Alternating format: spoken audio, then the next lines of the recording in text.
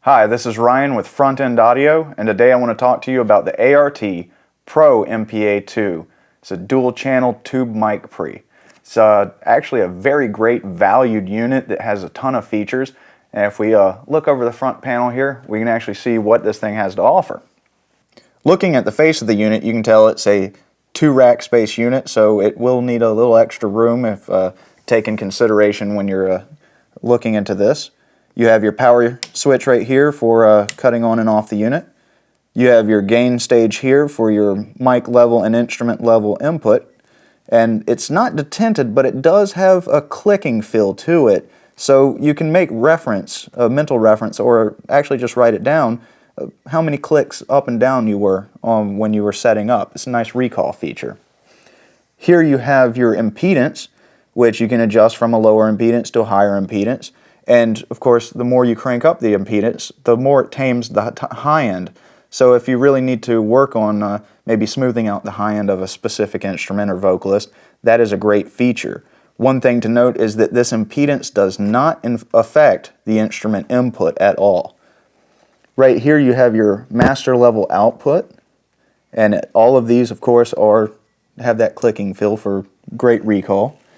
And then right here you have your low cut filter, that you can get some unnecessary rumble or kind of tame that low end depending if the instrument needs it or not. And it gives you a 7.5 hertz to 200 hertz frequency response of where you can start that roll off. Right next to that you have your high Z instrument input, which is great for acoustic guitars, running direct guitars, or even a bass guitar. On this side, right here, you have your VU meter for each individual channel, and you have a trim here, so you can run your test tones through it and calibrate your VU meter for more accuracy. Below the VU meter, you have your 20 dB gain. What this does is it adds an additional 20 dB of gain to the gain stage of the mic pre. So I kind of look at it as it comes with a 20 dB pad already engaged. So when you're, say, doing drum overheads, you don't need to worry about that. You got plenty of gain here. But if you need a little extra gain, say on an acoustic guitar or maybe a vocalist, you can engage an extra 20 dB that will give you that extra volume boost that you would need to get a real good take. Next to that, you have your phantom power. So when engaged, of course, you can power any condenser microphone.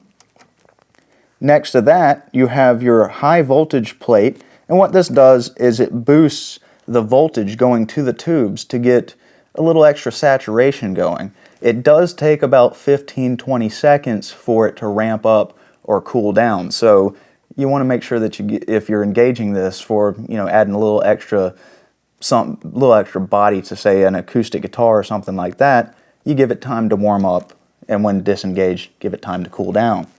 Next to that, you have your phase invert, which is pretty self-explanatory if you need to invert the phase of a microphone.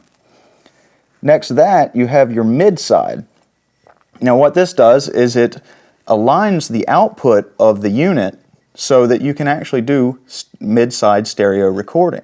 So if you have, say, you're doing drum overheads or an acoustic guitar, and you have your main mic pointing down in a omni or cardioid, and then you have your 90-degree off-center microphone in figure of 8, you engage that, and it will make sure that the output of this is aligned correctly to get you that appropriate mid-side function.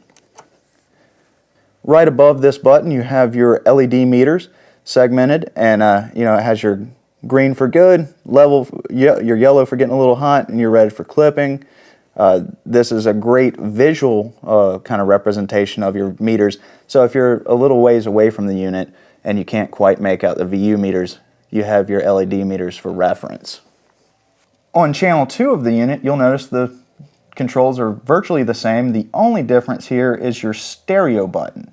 What this does is when engaged, if you're recording a stereo guitar or maybe drum overheads or something like that you would want a stereo signal on, once engaged, the output control of channel 1 then controls the output of channel 2, so you don't have to worry about any adjustments here. Looking at the back of the unit, it's a very simplistic setup. You have your XLR input, your XLR output, and a 1/4-inch output. Best thing about this, all balanced, even the 1/4-inch output. Next to that, you have a +4, -10 I/O level control. This is really good, so if you have, a home studio setup and most of your products are going to be running at -10, you can engage it to be compatible. Or if you're in a project studio and most of your stuff is professional, which is going to be running at +4, now it's compatible. And of course, right here you have your IEC power supply cable hook up with your fuse right here that will, of course, blow first to protect your unit from getting fried if you have a spike or anything like that. These units are also configurable for European voltage, so international customers are going to be taken care of. Overall, what I have found this to be very useful on is just a variety of things. It's a great versatile pre. I primarily like to use it on drum overheads. Get a nice pair of condenser microphones, spaced pair or mid-side, and it just does a great job of adding a little bit of tube body to that signal to kind of thicken up the overall sound of the drum set, but it's a very clean signal at the same time. I also find it very useful when recording stereo acoustic guitars. It's always a big issue, getting that right acoustic sound, so whether you're doing the mid-side or a spaced pair or however you're going to be doing your setup, you got a great solution here and it won't break the bank. The last thing that I really, really love this on is this direct input. I love running a bass guitar through this. I don't do bass amps. I always do my bass direct in the studio. That right there is a great feature because it gives me a little bit of thickness with that tube, especially engaging the high voltage plate. The other thing that I really like about it is if I want to get a little edge, I can crank up the input but leave the output down and start to break up and get a little bit of distortion out of that tube and really kind of just add a little extra dimension to the and a little extra dirt to the signal. So it's a great value in that fact, highly versatile, will not break the bank. So home studio guys, definitely got to scoop this up. Would find a great home and be very useful in a project studio. All in all, the whole MPA line, the whole tube line from Art is just a great value for its price range. It's an extremely hard unit to beat. So I highly recommend you give this a look. And for more information on the Art Pro MPA 2 and for all your pro audio needs, check us out on the web at www.frontendaudio.com.